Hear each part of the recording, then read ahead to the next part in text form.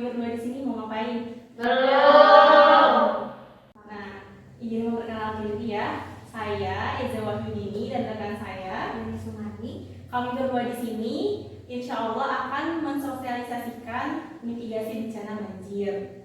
Mitigasi bencana ini kita bawakan karena memang cuaca pada saat ini sangat relaks sekali ya, karena beberapa bulan ke belakang hujan deras dan musim hujan dan juga di kota-kota besar seperti Jakarta dan Bandung juga banjir. Jadi kami di sini akan menyampaikan mengenai mitigasi bencana banjir. Nah, pertama yang disampaikan oleh rekan saya Leni Sumarni.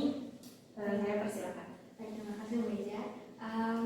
Mungkin mengenai bencana banjir itu sendiri adalah peristiwa atau keadaan di mana terendamnya suatu daratan atau daerah gitu ya akibat volume air yang meningkat.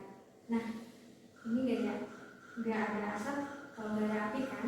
Nah, bencana itu sendiri kan pasti ada sebabnya gitu dapat terjadi. Nah, itu ada faktornya. Faktornya itu ada dua, yaitu faktor alam, terus faktor manusia. Nah, kalau alam itu sendiri diantaranya ada topografi wilayah. Nah, biasanya itu banjir terjadi di dataran rendah. Nah, terus yang kedua akibat volume air yang meningkat, ya tadi kayak perubahan iklim yang enggak teratur gitu ya, apalagi sekarang kan musimnya ya begitulah ada. Terus sama volume air yang meningkat dan akibat pasang surut air laut gitu ya. Nah, terus untuk kalau faktor manusianya banyak banget sih sebenarnya. Nah, yang pertama yaitu pembuangan sampah yang sembarangan. Yang kedua pemukiman yang dekat aliran air. Kalau di Jakarta gini, yang kumuh yang di kolong jembatan, kayak gitu. Nah, terus karena ini kan aktivitas ya. Nah, kan mengakibatkan juga kayak sampahnya sedikit-sedikit ke sana. Nah, aliran-aliran sungai yang enggak terbersihkan juga gitu mengakibatkan salah satunya faktor itu. Terus kurangnya daerah resapan air. Ya, kota kan banyak itu kayak beton atau aspal-aspal gitu. Nah, si air tuh jadi kurang masuk cepet. Udah sama saluran air terhambat, terus air dalam udah terserap. Lalu yang terakhir itu karena salah satunya juga pohon kurangnya atau banyaknya tertebang. Jadi itu juga sih.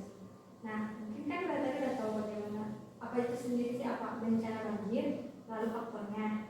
Nah, mungkin untuk selanjutnya mengenai mitigasi bencana banjir yang akan disampaikan oleh Ibu Eja. Baiklah, saya langsung menjelaskan mengenai mitigasi bencana banjir. Ada yang tahu nggak di sini mitigasi itu apa? Enggak. Oke, saya jelaskan ya.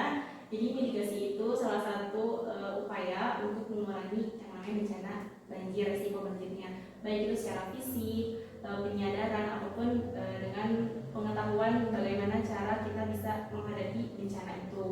Nah, apa saja sih yang bisa kita lakukan di dalam mitigasi bencana ini? Ada dua mitigasi bencana. Yang pertama itu ada struktural dan non struktural. Nah, yang bisa kita lakukan di dalam mitigasi bencana struktural itu seperti membuat bendungan dan memperluas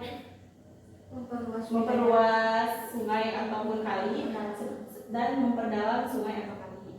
Nah, untuk yang non strukturalnya, mitigasi non strukturalnya itu yang bisa kita lakukan itu dengan tidak membuang sampah sembarangan, baik itu ke sungai ataupun ke selokan, menanam pohon, dan selalu rutin membersihkan selokan dan sungai tadi. Dan juga untuk di lingkungan kita melaksanakan yang namanya kerja bakti secara rutin.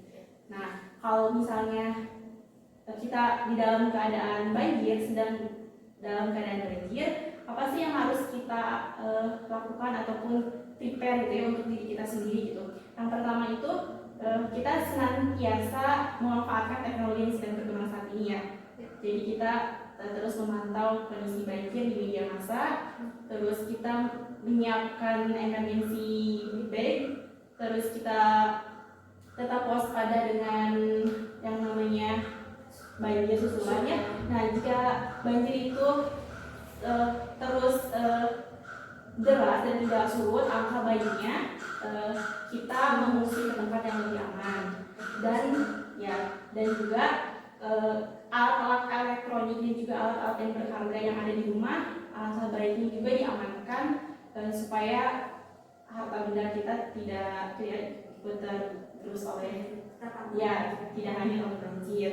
Nah, jika banjir itu sudah reda, kita bersihkan lagi rumahnya, terus mempersiapkan dan menyediakan air bersih, dan juga harus diwaspadai. Kan banjir masuk ke rumah kan membawa barang-barang dan juga hal-hal yang tidak penting ya, hewan-hewan juga kan, jentik-jentik nyamuk dan sebagainya. Nah, kita harus waspada sama hewan-hewan yang membahayakan yang menimbulkan penyakit.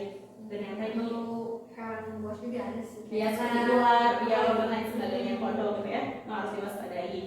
Dan tadi ya, kalau misalnya banjir kan kita nggak tahu ya, kondisi kan berubah-berubah. Nah, kita harus waspada, takutnya ada banjir susulan, jadi kita harus preparing yang tadi yang telah saya sebutkan seperti emergency bag dan sebagainya. Nah, sekian yang bisa kami sampaikan. Kalau ada yang ingin ditanyakan, silakan. Ibu izin bertanya. Boleh. Untuk emergency bag itu isinya apa aja ya? Oke, untuk emergency bag itu isinya yang pertama ada identitas dan berkas-berkas yang penting seperti KTP, ijazah dan lain sebagainya.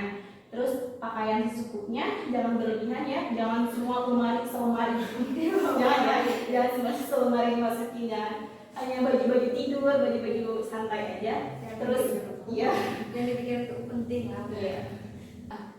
Terus makanan, minuman, dan juga alat elektronik seperti handphone, laptop. Nah, itu yang ada di emergency bag. Dapat dipahami Bu, terima Oke, kasih. terima kasih. Mungkin ada Lagi nggak? Enggak Bu. Oke. Nah, coba. Jadi penyebab itu apa aja? Coba. Buang sampah sembarangan, kurangnya serapan air, resapan air, itu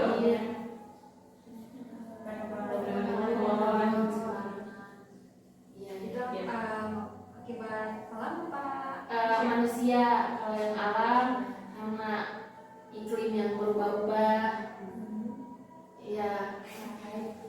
Ya, setelah kami sosialisasikan mengenai mitigasi bencana tadi, jadi sekarang kita udah tahu ya, kita harus berbuat apa sebelum itu sudah banjir. Mungkin sekian yang bisa dapat kami sampaikan. Semoga informasi yang kita sampaikan bisa bermanfaat. Sampai ketemu lagi di lain waktu. Mohon maaf atas kekurangannya. Assalamualaikum warahmatullahi wabarakatuh. Waalaikumsalam.